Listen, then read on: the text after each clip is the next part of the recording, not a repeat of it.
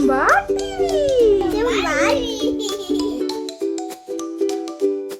அனைவருக்கும் வணக்கம். நாம் இன்று விநாயகர் சதுர்த்தி கொண்டாடுவதற்கான காரணம் பற்றி பார்க்க போகிறோம். ஆவணி மாதத்தில் வருகின்ற 2 சதுர்த்தி விரதங்களும் முக்கியமானது. எனினும் விநாயகர் சதுர்த்தி விரதமே விசேஷமானது. பரமசிவன் கணேசனை கணங்களின் தலைவனாக கணபதியாக நியமித்ததால் அவருக்கு அனிமா மகிமா முதலிய அஷ்ட சக்திகளையும் மனைவிகளாக பிரம்மதேவன் அளித்து கணபதியை பலவாறு துதி செய்தார். கணபதியும் மகிழ்ந்து பிரம்மனே, வேண்டிய வரம் கேள் என்று கூற, பிரம்மன் என் படைப்பெல்லாம் தங்கள் அருளால் இடையூறின்றி நிறைவேற வேண்டும் எனும் வரம் கேட்க விநாயகரும் பிரம்மருக்கு வரம் அளித்தார். பூஜையில் பிரம்மன் அளித்த மோதகங்களை கையில் எடுத்துக்கொண்டு உயர கிளம்பி உலகெல்லாம் சுற்றி சந்திரலோகம் சென்றார். அங்கு பெருத்த தொந்தியும் ஒடிந்த தந்தமும் நீண்ட தும்பிக்கையையும் கையில் கொழுக்கட்டையும் தாங்கி வருகின்ற விநாயகனை கண்டு சந்திரன் வாய்விட்டு சிரித்து பரிகாசித்தான். அதை பார்த்த விநாயகர் கோபம் கொண்டு, சந்திரனே, நீதான் அழகன் என்று கர்வம் கொண்டிருக்கிறாய். இன்று முதல் உன்னை யாரும் பார்க்கக்கூடாது. அப்படி யாராவது உன்னை பார்த்தால் அவர்களுக்கு வீண் அபதாபம் ஏற்படுவதாக என்று சபித்தார். சந்திரனும் ஒளிமங்கி தண்ணீருக்குள் ஆம்பல் மலரில் மறைந்தார். சந்திரன் அழிந்ததைக் கண்டு வருந்திய தேவர்களும் முனிவர்களும் இந்திரன் தலைமையில் பிரம்மாவிடம் சென்று முறையிட்டனர். பிரம்மனோ, நானோ ருத்திரனோ விஷ்ணுவோ இதற்கு ஒன்றும் செய்ய முடியாதென்று கணபதியை சரணடைவது ஒன்றுதான் வழி என்று கூறினார்.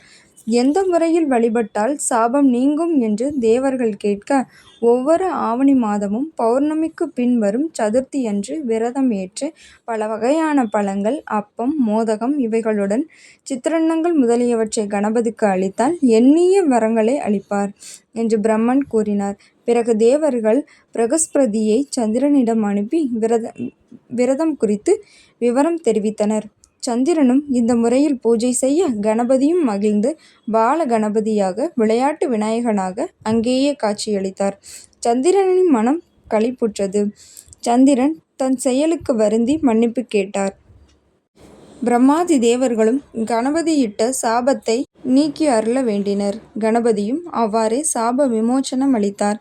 ஒவ்வொரு சதுர்த்தியிலும் மோதகம், அப்பம் முதலியவைகளுடன் என்னை பூஜித்த பின் ரோகிணியுடன் கூடிய சந்திரனான உன்னை பூஜிப்பவர்களுக்கு கஷ்ட நிவாரணம் செய்கிறேன் என்று விநாயகரே கூறினார். இதுதான் சங்கடஹரா சதுர்த்தி எனப்படுகிறது. ஆண்டுதோறும் ஆவணி மாதம் சுக்ல சதுர்த்தியன்று மண்ணால் ஆன என் உருவத்தை பொன்னால் செய்த பாவனையுடன் அமைத்து பல மலர்களால் பூஜித்த பின் இரவில் கண்விழித்து முறையாக பூஜித்தால் அவ்வாறு செய்பவனுக்கு அவன் தொடங்கிய காரியத்தில் வெற்றியும் சகல காரியங்களில் சித்தியும் அளிக்கிறேன் என்று விநாயகரே சந்திரனுக்கு கூறுவதாக அமைந்துள்ளது. சியமந்தக மணி என்ற இரத்தினத்தின் காரணமாக பல அபதாபங்களுக்கு ஆளான கிருஷ்ணருக்கு நாரதர் இக்கதையை கூறி கிருஷ்ணரை சங்கடஹரா சதுர்த்தி பூஜை செய்து அவப்பெயர் நீங்க பெற்றார் என்பது வழக்கம். இந்து மக்கள் அனுசரிக்கின்ற விரதங்களில் விநாயகர் சதுர்த்தி விரதம் முக்கியமான ஒன்று. ஒவ்வொரு ஆண்டும் ஆவணி மாத சுக்லபட்ச சதுர்த்தி திதியன்று விநாயகர் சதுர்த்தி அனுசரிக்கப்படுகிறது. அன்றைய தினம் உலகெங்கிலும் உள்ள இந்துக்கள் பயபக்தியோடு விநாயகரை வழிபட்டு உண்ணா நோன்பிருந்து தான தர்மங்கள் செய்து கொண்டாடுகின்றனர். நாடு அந்த கொண்டாட்டங்கள் வேறுபட்ட முறைகளில் கொண்டாடப்படுவதை காணலாம். ஆரம்ப காலத்தில் விநாயகர் சதுர்த்தி வீட்டுக்குள் தனிப்பட்ட பூஜை மாதிரியே இருந்தது. பின்னாளில் மராத்திய அரசர் சத்ரபதி சிவாஜி காலத்தில்தான் விநாயகர் சதுர்த்தி ஒரு அரசு விழாவாக கொண்டாடப்படுகிறது. ஆனால் மிகப்பெரிய திருப்புமுனை வந்தது பால கங்காதர திலகர் காலத்தில்.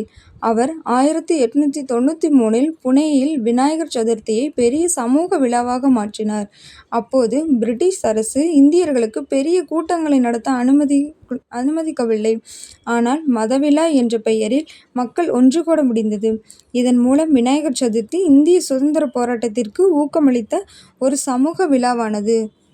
அதைத் தொடர்ந்து இன்றும் விநாயகர் சதுர்த்தி வெகு விமர்சையாக கொண்டாடப்படுகிறது. குறிப்பாக மகாராஷ்டிரா, தமிழ்நாடு, ஆந்திரா, கர்நாடகா போன்ற மாநிலங்களில் மிகுந்த சிறப்புடன் கொண்டாடப்படுகிறது.